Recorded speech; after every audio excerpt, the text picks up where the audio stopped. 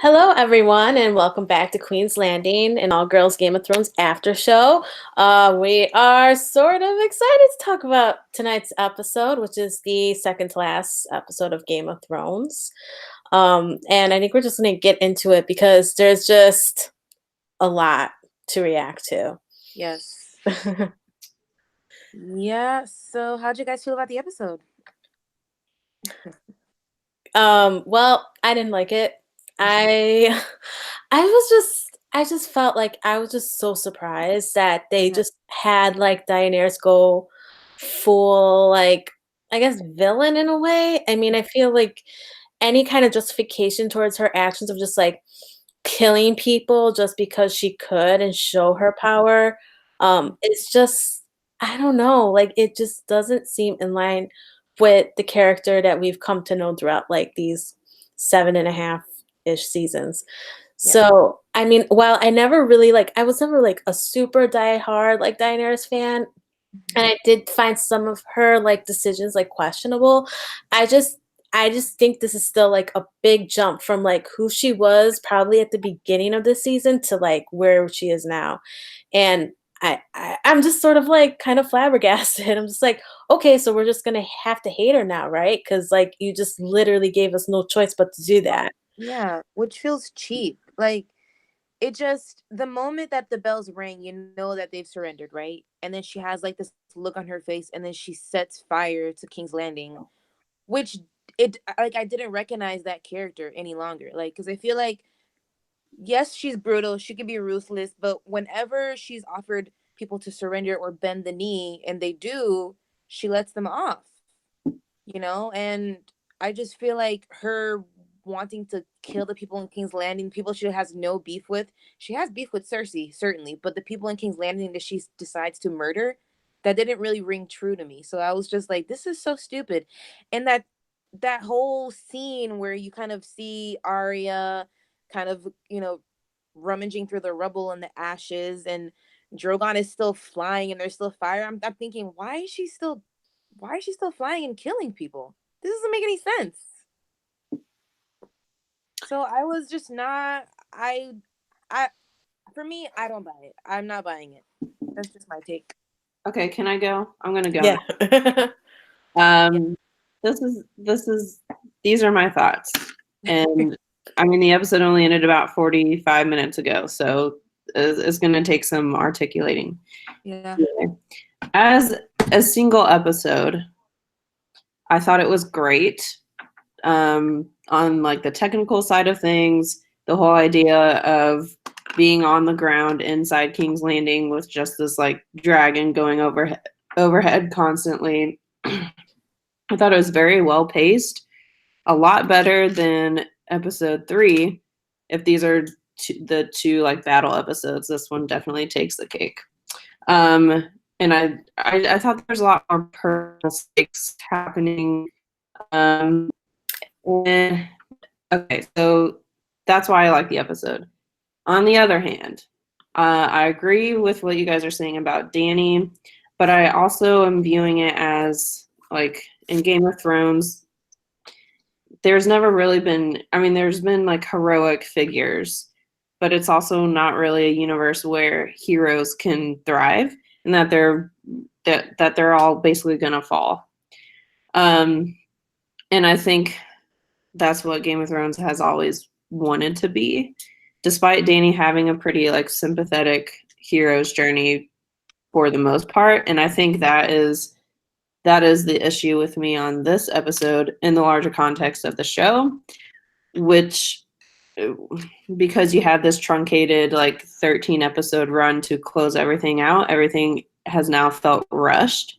And that her switch into the Mad Queen, it basically happened at the end of last episode. Well, with Jorah dying, Rhaegal dying, and Missandei dying. I mean, those were the catalysts, and while obviously those characters were important to her, they did all just happen like randomly and super fast. So her turn does feel kind of rushed, but it's because of the 13 episode run that they have to do all of this, and I think that is that is the ultimate downfall of this like last season. And while the episodes can be good individually, in the larger context, they don't hold up. So that's where I'm at right now. I do agree with you. I thought it was well filmed. I mean, much more enjoyable to watch, like visually, than like the Long Night.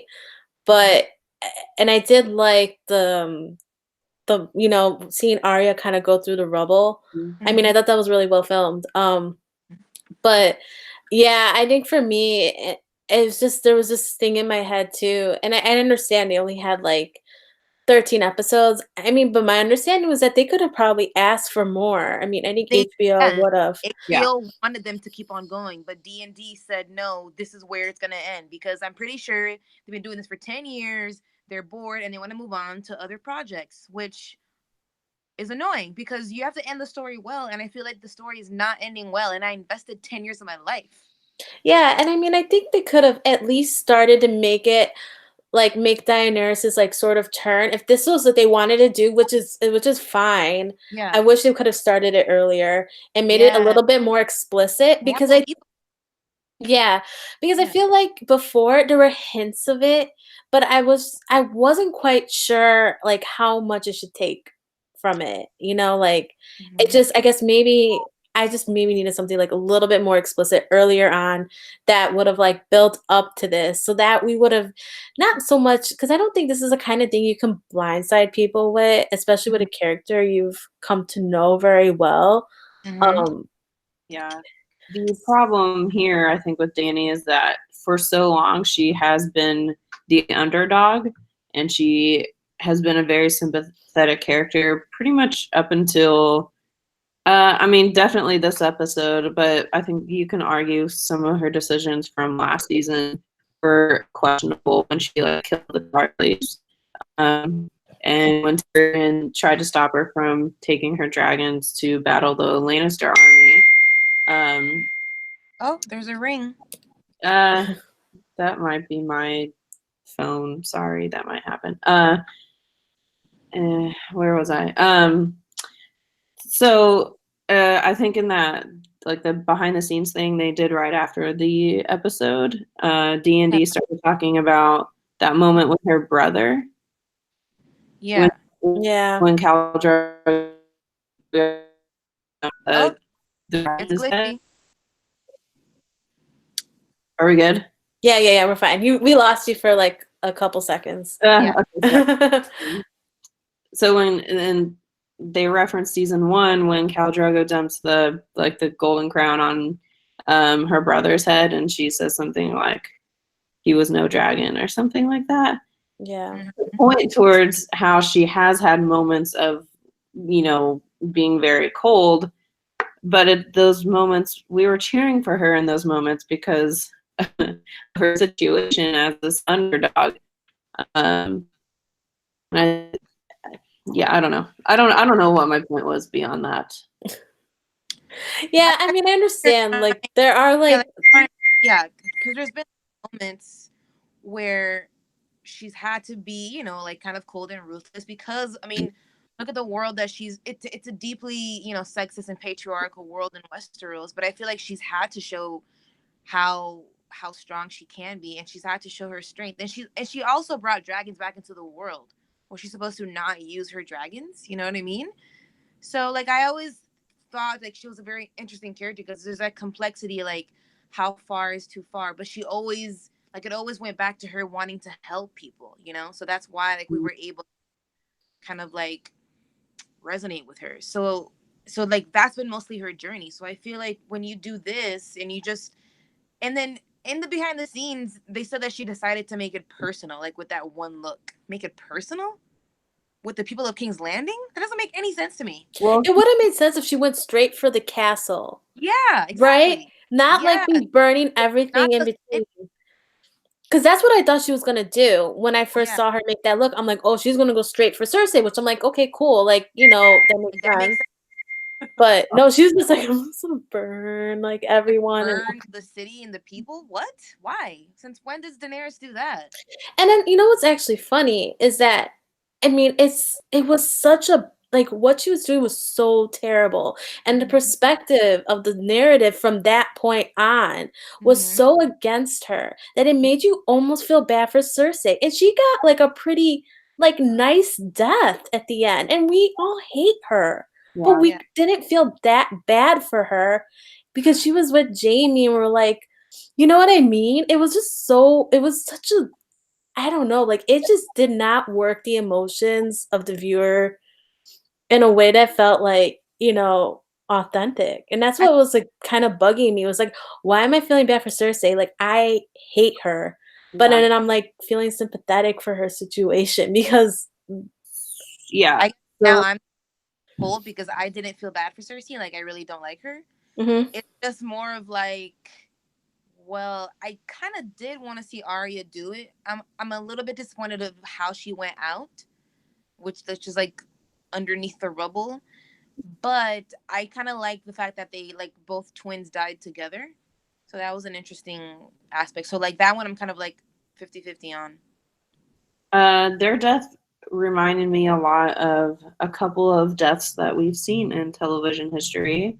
One being the end of Daredevil season 2 when um, Daredevil and Elektra die, or they die, in the rubble of the building, whatever. And then I was also reminded of Sun and Jin on Lost.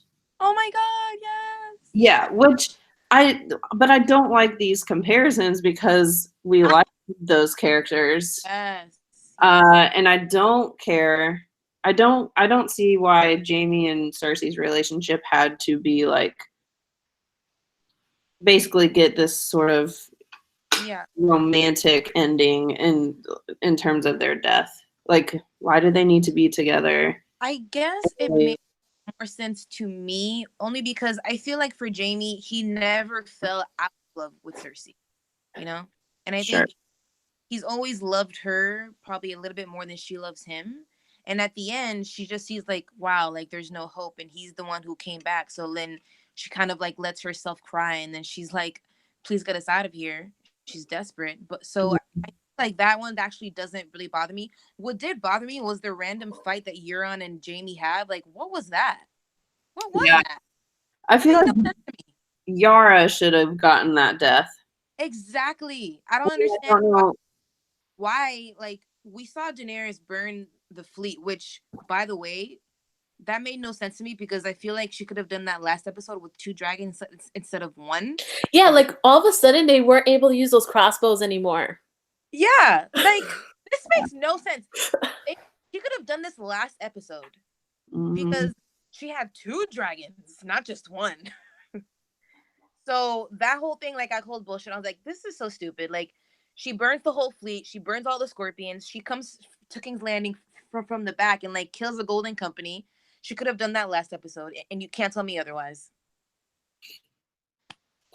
Yeah, I was just like I'm like, they had those scorpions on, like, everything, and all of a sudden, like, only one got shot. Only Yeah, one. Like, I mean, it could've all been there was only one dragon, like you were saying, like, the other ones could have been, like, just shooting in the air. yeah. Like, But I she ended up killing the fleet and then burning all the scorpions. It and then she got what she wanted. They surrendered, and then she charged. It doesn't make any sense. yeah, I know, that's why I was just like at first, I was just like, "This battle is kinda strange because like, you were expecting those scorpions to be, like, the real challenge, and then they're Yeah, not. They're just obliterated, like, right away, and then you're like, "Oh, okay." And then she breaks down the door, and then the Golden Army was like nothing, yeah. and yeah, I mean, it was so easy, and Hmm. then And it makes you question, well, why didn't she do that last episode if it was so easy? I was questioning that too. I was Yeah. just, like, mostly surprised by the scorpions, and they're like I was just like, "Oh, wow, you spent all that time making those things and nothing Oh, like happened." Euron's reaction last episode when he sees a dragon is very like evil guy, and then in this episode he acts like he's like surprised and like scared. So that was like a weird decision. Made no sense to me. Yeah, I agree. Yeah, there was just, like, a couple things that did not add up in this episode, and, um, But I think one thing that did sort of serve what we all kind of wanted was Clegane Bowl, uh, which is the Hound versus the Mountain. And I think that kind of happened and ended the way we all expected it to. I don't know about you guys. Um, so I was a champion of Clegane Bowl years ago, and then they didn't give it to us, so I stopped caring about it.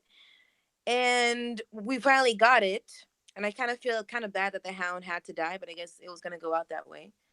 Um, but it's like at the same time, like whatever he was doing, like the Mountain would not die. Like he was just not dying. So I don't know. Like was that also a mistake? Like should the Hound should have known that his brother is now Frankenstein and can't die? Like you're going into a battle that you can't win. I don't know. Well, I don't know if he knew for sure what his brother was, though. You know. I'm not sure because I remember last season when they had that huge meetup in the Dragon Pit. The Hound sees his brother and he's like, "You're uglier than me now." But like, so I wasn't sure if that's something that they were letting us know that he knows about his brother or not. I don't know, or if he knew that it is like a suicide mission. So I was like unsure. Yeah, I mean, I think for me that I kind of just felt like he was just gonna go. I mean, I knew he was gonna die fighting him. I felt like there was really no. I think that was just what he wanted. Like that's all he ever wanted to do. But yeah, I mean, I thought it delivered. I thought it was very tense. I kind of liked how they mirrored it with Arya trying to get out of the keep. Yeah. So I thought that was really cool. But yeah, I thought it was a fitting end for the both characters, and yeah, I'm just glad that like that was just like one thing that I did really enjoy in the episode. Um, I liked all of Arya's stuff. yeah, Chers, and I thought she did it. I mean, the whole thing about her trying to save that mother and daughter was like very touching. So I I really think liked that part. Arya's story. Sorry, Honestly, there's a sorry about the dings. I think Arya's story has been the best this season. Even if I don't agree with some of, well, I wasn't here for when you guys talked about the Battle of Winterfell, but so I don't know what your guys' opinions on like her killing the Night King or anything, but um, I think hers makes the most sense, even though I don't agree with like what they're saying about how Arya killing the Night King wouldn't have been obvious, which is why they did it. I don't like that. But her journey this season at least is easy to understand. Yeah, I understand. Um, I feel like honestly, there's so much fire and rubble that she probably should have died, but I think they're kind of clearly setting her up to kill Daenerys. So that's why she didn't get killed. I don't think she's gonna kill Daenerys. I don't know. Girl, did you see the scene for next week? She's giving her that look like she's adding a name on that list. Yeah, but I feel like her conversation with the Hound sort of like kind of was sort of marked the end of Revenge Arya. You know? Maybe. I mean, I think she would save someone if like if it killed Daenerys like to save someone else, but I don't think it would be really out of revenge. So, I mean, I don't Well, know. she did try to save that that mom and that daughter, and then Mhm. they ended up being burned to a crisp, and Arya saw that. I also kept thinking the whole time, oh my god, Arya's gonna die, John's gonna see it, and then John's gonna be like, I gotta kill her. Now I have to kill her. But then that didn't happen. So, I was kind of thinking that too. yeah, I was thinking about that. Like, she's gonna die at the last minute, and then like John will see that, and then he'll know like I can't let Daenerys be queen. But that did not happen. There was one moment where it definitely looked like Arya had been engulfed in flames. Yeah, that like I one moment when it probably should have died, but I mean, I feel like if they didn't kill her though, Gabby, like they're setting her up to do something. I guess. I She should mean, have died. She should have died. oh man, I would have been so mad. I probably wouldn't be able to do this episode. I'd be that angry. It'd just be me swearing for like 45 minutes. I think they gave us like 3 fake outs with her. Like they like wanted us to think Arya's dead because there's rubble, there's fire, there's like Yeah. people trampling. So I feel like if they didn't kill her, it must be for a reason. I think it's for her. I mean, I feel like I don't know. I don't know if you guys think this, but do you think it really clicked in John that something's wrong with Daenerys? Or do you think he needs some extra Yeah. pushing?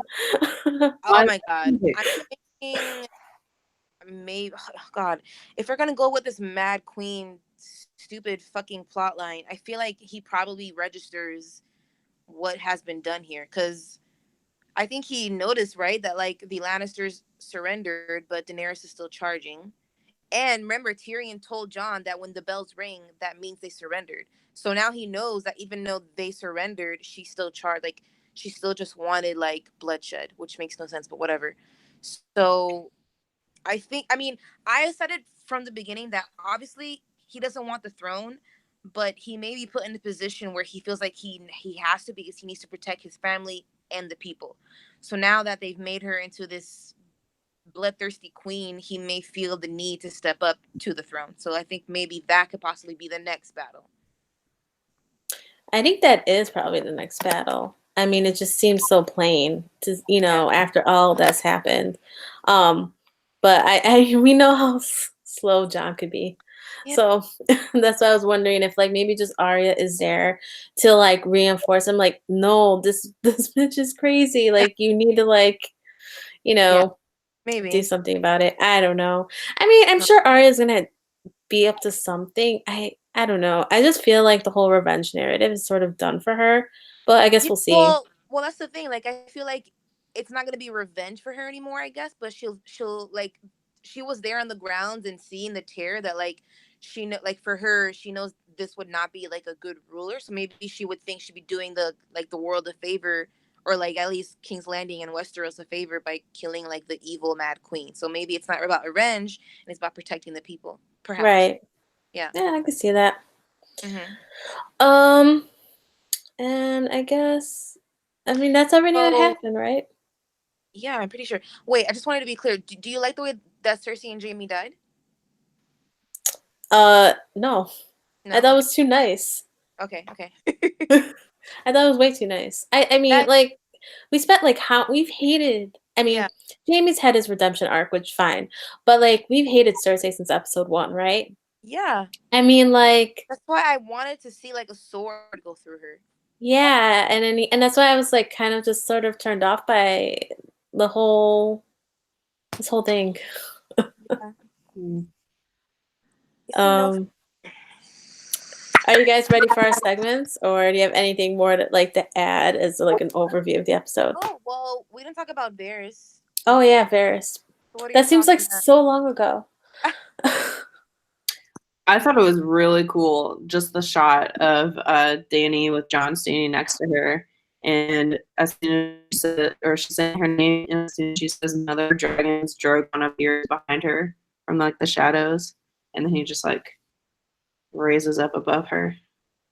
That was really cool. It was creepy. I was just like, oh. I was like, Yeah. shit. I was like, they can burn someone that close. Like, okay. So I'm confused by him burning the letter. Yeah, I mean, I don't understand. maybe he just didn't want to be caught like in the act. Like if there was a way he could talk himself out of it, there wouldn't be any evidence. I feel like he knows the risk and like he knows he's probably gonna die. Like, why didn't he send that already to like someone? I I don't think know. well he was writing letters earlier though, so I assumed that he had sent them out. Yeah, but then he burns it. He burns one of them. Oh, it was multiple letters. It was? I don't know. I don't know. I'm I just confused. thought that he was just writing like nonstop like copies of these letters to send to everybody so that he can Oh, make everyone sort of question her legitimacy. right. That was my take. And I feel like he was just sending those out and then he was writing one when he heard the soldiers coming down. And he just burned it so that they wouldn't have evidence that he was committing treason. But then once Tyrion told him, like, I told her, then he knew for sure he was gonna die. He burned the letter and he took off his rings because he knew that they're coming for him and he's going to get executed. Yeah, that there was a chance, yeah. Yeah. And I also thought it was kind of surprising of Tyrion to try to help Jamie Because I feel like that's a really big risk too. Like if she finds out that you've betrayed her, you're definitely getting executed, Tyrion.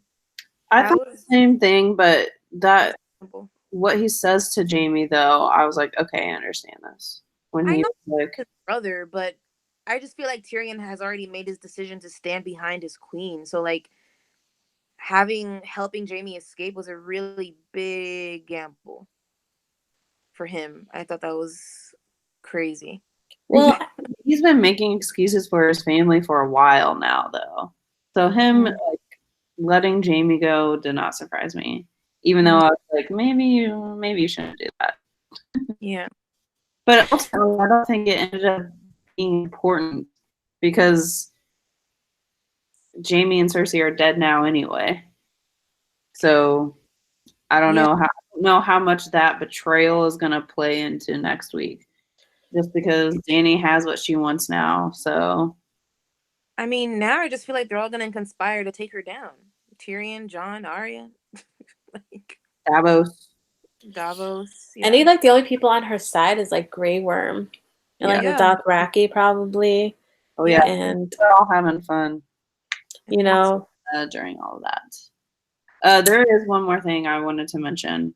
The very end shot with Arya and the horse.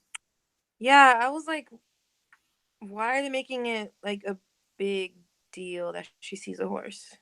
I thought it was cool. I thought it was as someone quoted Revelations, obviously, because you have a pale horse and you just saw a bunch of death, so that makes sense. But I think it could also be like a symbol for life, because this horse is just standing in the middle of all this rubble, and it's like the first thing she sees after she wakes up from almost being killed. So I think I don't know. I like that. Maybe it's a sign that she will I don't know, do something. Do you think it has anything to do with like the Lord of Light? I don't know, I just thought of that. I don't know. Maybe. There's been some obscure theories like around her and that, but I don't know. I feel like theories are kind of don't even matter anymore at this point. No, they don't. Do the Valinor thing. Mm-hmm. They totally had a chance to do it. I was kind of waiting for Jamie to just like stab Cersei out of nowhere. Yeah, me too. I thought maybe at the very end there he was just gonna like. Yeah. Wow, they just hugged it out. Like a killing, mostly, but yeah. All right. So I think we're gonna. I guess we get super nuanced in 6 episodes. Mm-hmm. So we're gonna start our segments, and our first one is Reek of the Week, which basically is a character we're not very happy with, but we don't quite want to kill. And as we do these every week, we're kind of coming to this. It's getting harder. But I don't know. Maybe this episode's a little easier to find a Reek of the Week. So you guys have a choice. I'm gonna choose the writers, D.B. Weiss and David. I was thinking that. I think that's fair. Yep. That's what I'm choosing. I'm sticking to it. I did not enjoy, as I've been finding very common this season, watching what they're saying on the behind the scenes stuff. Yeah. A lot of what they say just kind of baffles my mind sometimes. Yeah. And this week was no different. I didn't really like what they said about how Dany's had all these advisors and friends and mentors around her, and literally as soon as she loses all of them, that's when she turns. It kind of makes her, I guess, just the way they were talking about it kind of makes her seem in a way, you know? Does that make sense? That doesn't make sense for me, because we've seen her also make decisions without her advisors that have been good. So yeah, I think that's what I mean. Like, yeah, like why can't she just stand on her own? But it's fine anyway. They aren't my pick. They might be my second pick, but maybe I didn't really. Cersei is just kind of boring, honestly. Unfortunately, she didn't do much this season, and I don't understand her level of delusion. I guess maybe I should understand it, but she kept saying like she's watching Drogon burn the city, and she keeps telling Qyburn that the Red Keep will stand. And I'm like, lady, you need to get out of there. I don't want you to get out of there, but what are you doing? Like, leave. So maybe that's my pick. I don't know. I think my pick would probably be Jon, or Tyrion. I don't know. I feel like my main annoyance is sort of at this point just not like seeing what's in front of them. And well, I mean, I'm not a big fan of how like they treated Daenerys in this episode. I do think it's fairly obvious from the beginning of this episode that she is off her rocker, and someone really needed like to step up and kind of see what was going to happen. And I feel like Jon and Tyrion have been the ones who've given like a lot of people the benefit of the doubt, not just Daenerys, but other characters as well that have kind of turned on them throughout the series. So, yeah, I think I just got a little frustrated by all that.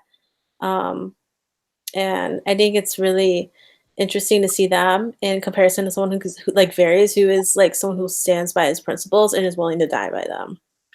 And so I don't know. That was, I guess, Jon, Tyrion are both of my reeks of the week. I think Jon is interesting in this episode, mostly because I don't think would have ever realized what's going on with Dany without seeing for himself what happens. And at this point, he's finally catching on, so that's good at least. Yeah. And it was like both him and Davos kind of caught on at the same time. Yeah, it seemed like that. Which was kind of interesting. Mm-hmm. And I hate to say this because I never liked the story of like Jon ending up with the throne because I always liked because all of his stuff was about the Night King and whatever. Obviously, that was done with. So, but at this point, I'm like, okay, just let Jon take the throne or let him win. I don't know. Let him do something, and then I'm fine with it. Like, he's the only one I feel like you can sort of root for, even when he's making like kind of bad decisions. Unless Arya. But do you think he'll be a good king? I mean, no.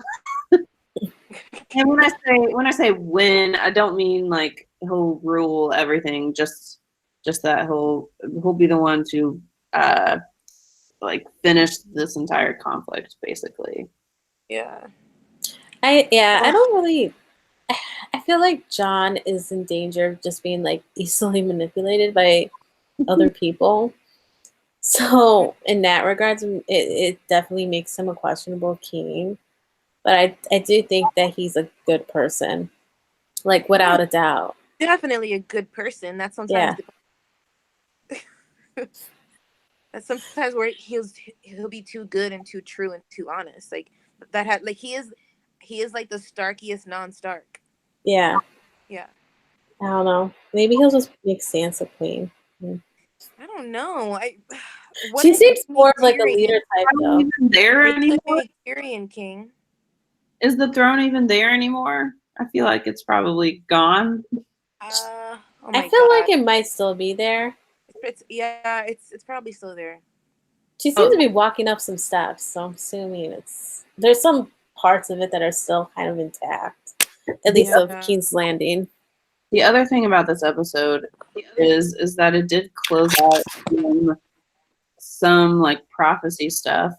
The main one being, I think it was back in season 2 when Dany is searching for her dragons and she like walks through the throne room that's like covered in ash. Yeah. So that obviously came to fruition. And then was it like season 6 or I think it was season 6 when Bran is like having all these visions and he sees like the shadow of the dragon flying over King's Landing. I'm pretty sure they probably just used that same shot for Yeah. that. So those are 2 things that kind of got full circle, which is kind of cool.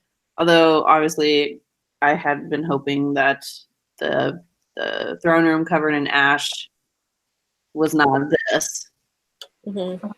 but I think when people first saw that, they thought it was snow, and they thought like the Yeah. Night King. I think it was like purposely supposed to be like confusing. Like, is it ash or is it snow? Yeah. Yeah. So that, I mean, I guess we now know the answer. It's ash. Yeah. All right. So next up is our Lord or Lady Commander, which is basically our MVP of the episode. So, who was your favorite in this episode? Oh, mad. Wish the show liked me this much. I'm gonna say the Hound for kind of rescuing Arya. That's a good pick. Can we pick a lord and a lady? Sure. Okay, cool. I'm gonna go with Various because, well, as one of you said it just like 5 minutes ago, but because he kind of stuck to his convictions, which I think is all you can ask for in a Game of Thrones character. And then also, and Arya, you know, watching her like run around and trying to save people, it reminded me of like the superhero conversation of like, we want to see the heroes saving innocent people rather than just crushing buildings around them. It kind of reminded me of that. And I liked watching her like run around the city and trying to save people. Yeah. Yeah. Yeah. My pick is also Arya. Just because kind of the same, like you make a really good point about how we want to see like the heroes save the innocent people as opposed to just like seeing them smash up a city and beating the bad guys. Yeah. And I definitely think you saw that with her. And I definitely think like her scenes like on the ground were just some of the most like tense of the episode. And like so while I wasn't really happy what was going on above, I was legitimately scared that they were gonna kill her because I was just like, Yeah. if they kill Arya, like I was just like, I don't know if I'll watch it next week. I was getting like at that point. But Yeah. but I'm glad they didn't. So and I'm glad she kind of pulled through. So yay. Yay, Arya.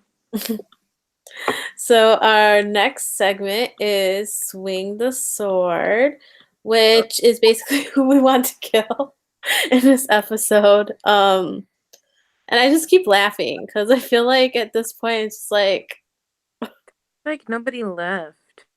yeah. I don't want to blame Daenerys for the shitty writing she's been giving, so I'm gonna pick D&D again.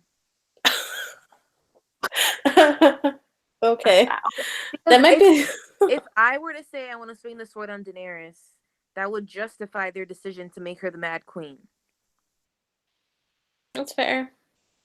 I'm opting out of this one. I don't choose anyone. Yeah, there you go. Because everyone that I wanted to die has died at this point. True.